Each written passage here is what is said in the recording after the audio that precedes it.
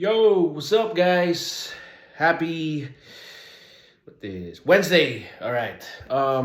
Okay, topic for today is just a quick one because I haven't really been watching any movies lately. So I did.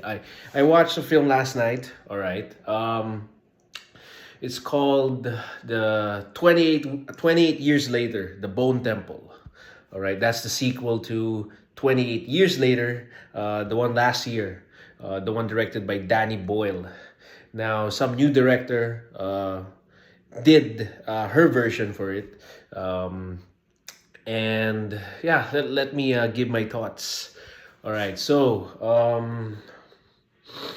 how do I start?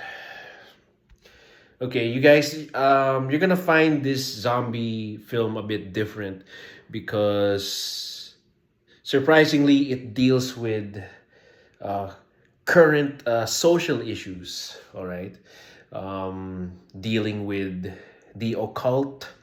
All right, um, atheism, and peer pressure, crime, and a lot of stuff going on right now. Epstein files, all that stuff. So a lot of that resonates in this film if you look at it in a deeper level. All right, which I did, because as a filmmaker's perspective, I don't look at the film.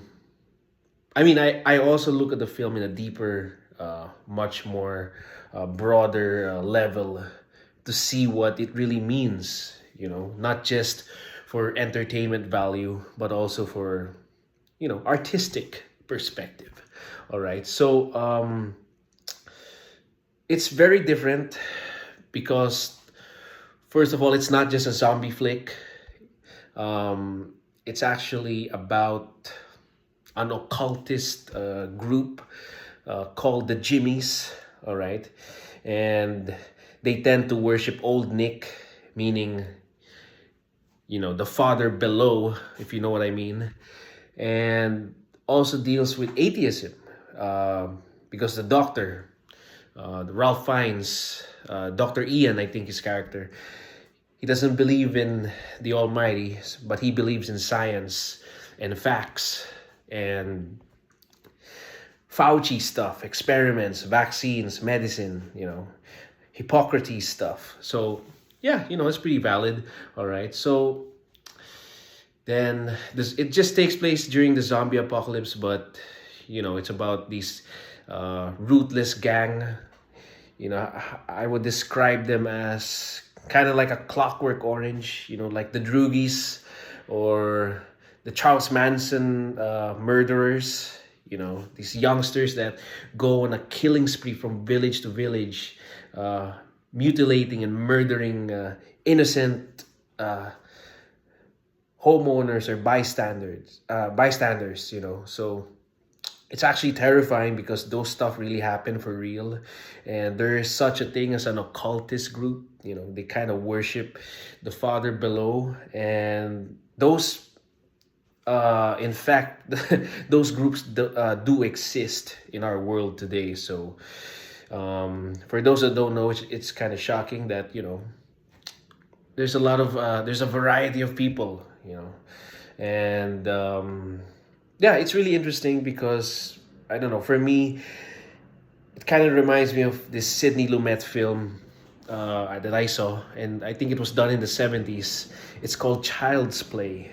All right, and it deals with same an occultist group, but in a church school.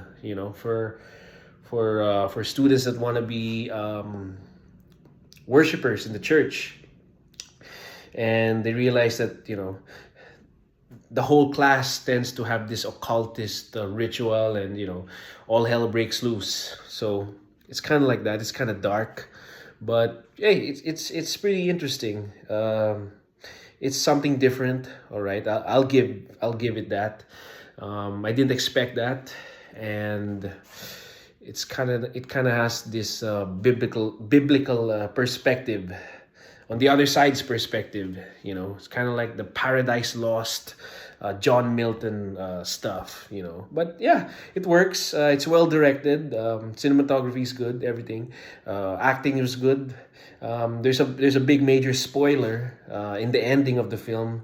I won't spill the beans, but he's you know who it is. It's the first actor in the first 28 days later, and there you have it. Entertainment value. I mean, if I were to see it in a 2D dimension, it's all right. But if I were to see it in a more deeper level, it gets you thinking, and it works. So that's good. The artistic part works. It makes you think a bit deeper. Have these realizations and thoughts and something to process after watching. So yeah, that's it. If I would recommend it, fine, I would. But for a young teen, to recommend it, I'm gonna give it a hard pass because I'd rather not show this to youngsters because it might corrupt their minds on their belief. So I suggest it's best recommended for educated adults, the ones that know what's right and wrong, so they don't get confused and have kind of like a midlife crisis. So there you have it, folks. It's recommended for people that know right and wrong, and that have strong belief in the Almighty. And yeah, that's it. It's kind of a shocking film, but surprisingly shocking coming from Hollywood. So hey, that's it, guys. Kind of the opposite of Angel Studios. Kind of Dark Angel Studios. Anyway, never mind. That's it, guys. I'll be watching more films this week, so if ever, I'll talk about them. So yeah, that's it. Enjoy your afternoon. Eat healthy, exercise, and I'm about to exercise myself. So, all right, guys. Ciao. Have a good day.